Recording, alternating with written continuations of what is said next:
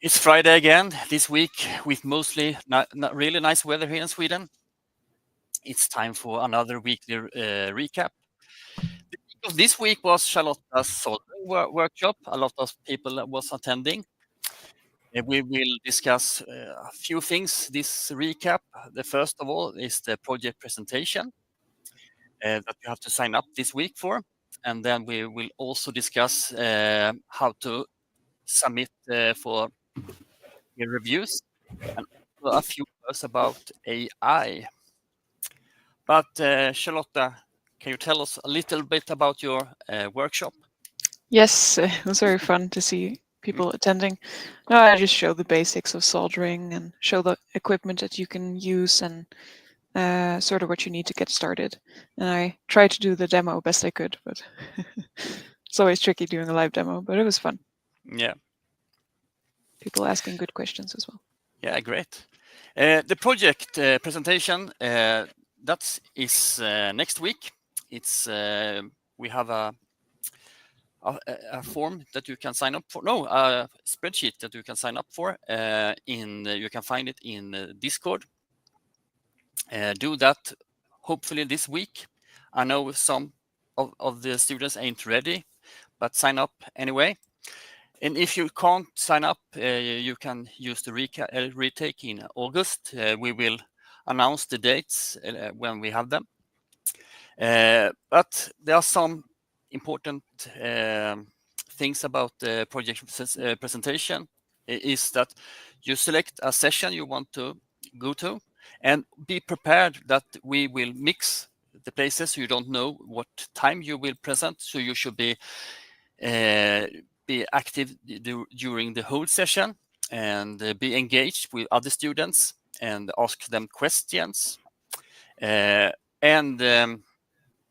We can change the presentation rooms for you. If just one is in one room, we will move together to another room. And try to have Wi-Fi and desktop available when you presentate, not using your phone because it will be hard. Anything about the project presentation? Yeah, some things worth noting. You don't necessarily have to have your webcam on and things like that, but we do really encourage it because it's a lot better to see the one doing the presentation. It feels more familiar and things like that. And also, be sure to try the screen sharing that it works beforehand instead of doing it like the first time during the presentation, because that can take up a lot of time. So just jump in one of the voice channels and try to share your screen and just make sure everything works beforehand. Makes it a lot easier for everyone else. Yeah, the microphone as well. Yeah. It's also very nice to see a live demo of the projects, but it can be very difficult to set up the live demo and have it work, especially when you really, really need it during the presentation. So a good alternative can be to record a video and then maybe you can upload it to YouTube, make it unlisted. So when it's unlisted, maybe the public can't access it, but you can always provide that link, for example, in the chat during their presentation as backup. And that can be very nice for the presentation. It makes it more interactive and others can see what you did. And yeah, you can also put that in your report as well. And also, don't rely on audio because you can actually stream what Na said here. You can actually stream the YouTube video with screen sharing. However, audio is really unreliable when doing that. So don't rely on audio when you do the video demonstration. If you're not doing it live, that is.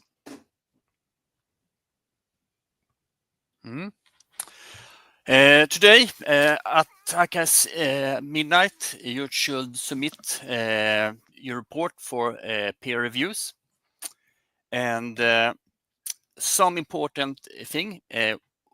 One thing is check the permissions. It's quite easy that we will look at this one.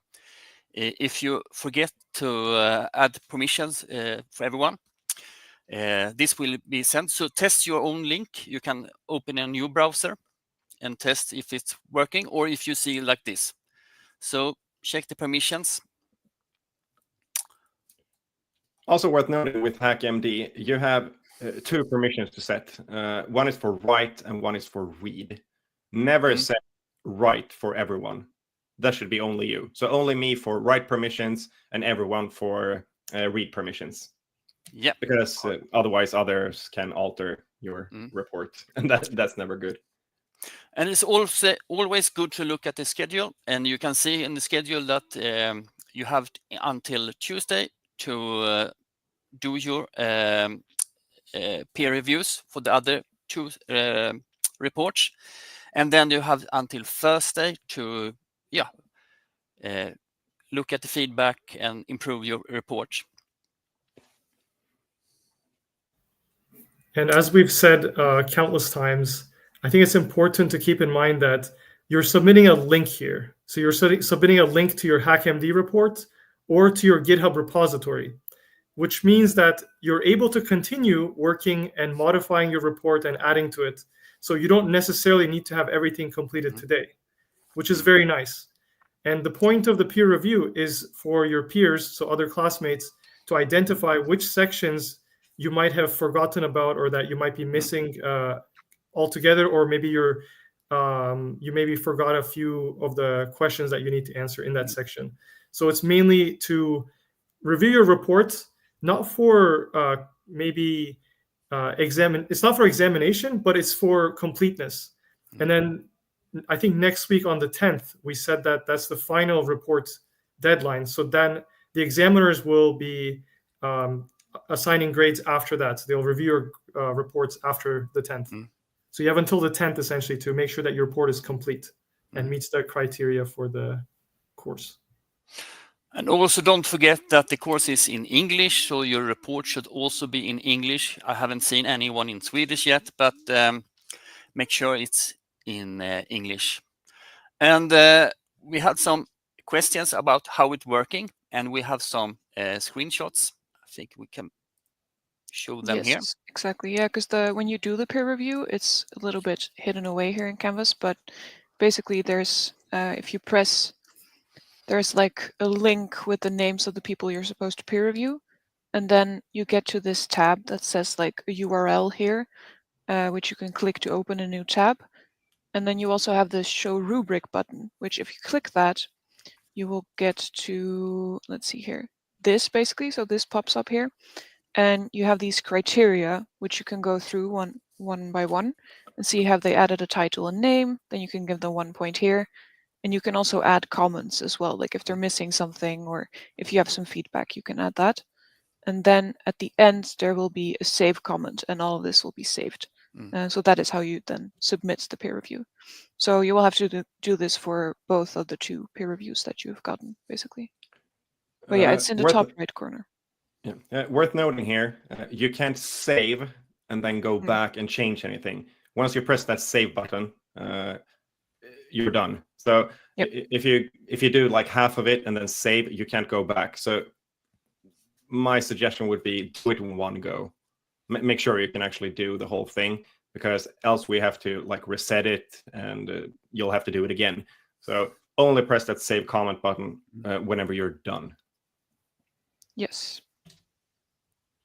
Related to that, I think someone asks in the Discord, they wrote that they received 2 reports to peer review and they started it, but then they pressed the save comment button and then it disappeared. So now they're asking, is there a way to open it back again? So I think this goes back to Joachim's comment, and he said that when you press a save comment, then it will submit your peer review.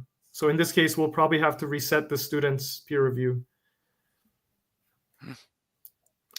And also, if you click on the view longer description link under each topic, you can see what's expected for that specific topic. Yeah, we can click it because it's a screenshot. Yeah, it's a screenshot, but this is here. Yeah, so basically you'll see whatever you're supposed to give points for in each topic.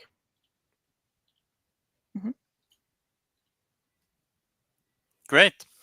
And if you see something wrong, for example, an obvious error in code or something, help each other out. So you can improve the report until the 10th. Another thing with peer review is that try to be professional. Don't make directed comments. Try to use the third person. So you can say, for example, the report is missing this section. So that sounds a lot more professional than saying like, oh, you missed this section. That's kind of more personal. So try to critique the report, not the person. Really valid point, actually.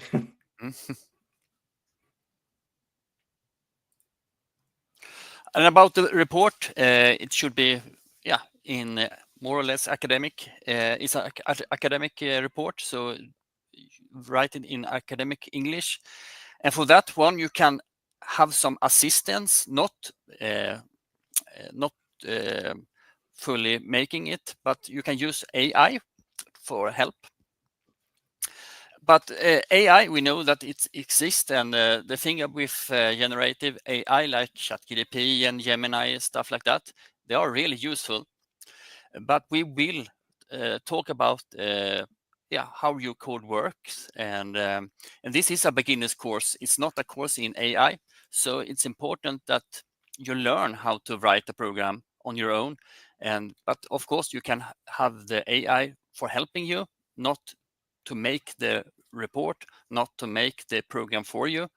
The AI can be really helpful and supporting and guiding you through the process, but it shouldn't take it over. So it's important that you understand the code, and we will ask different questions, how it's working and stuff like that, and what happens if you do like this and that. So don't use AI too much. Have you anything to say about AI? No, I think we got the gist of it.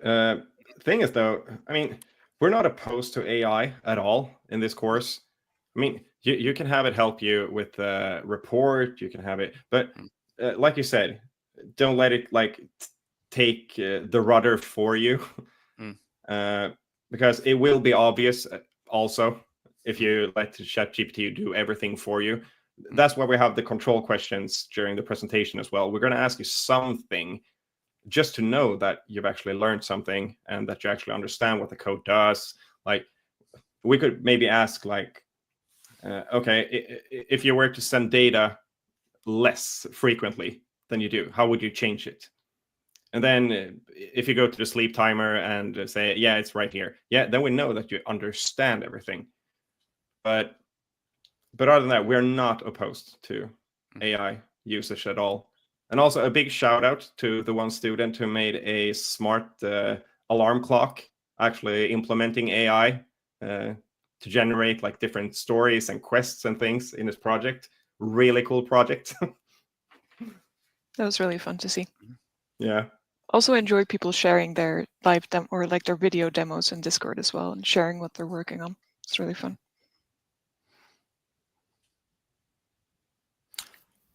Have you got any questions? None yet, actually.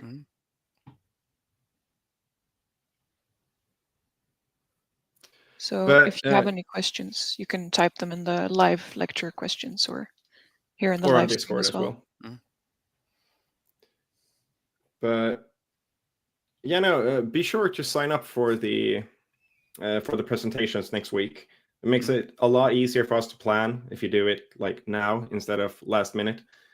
And yeah, the course is coming up to its end. Yeah.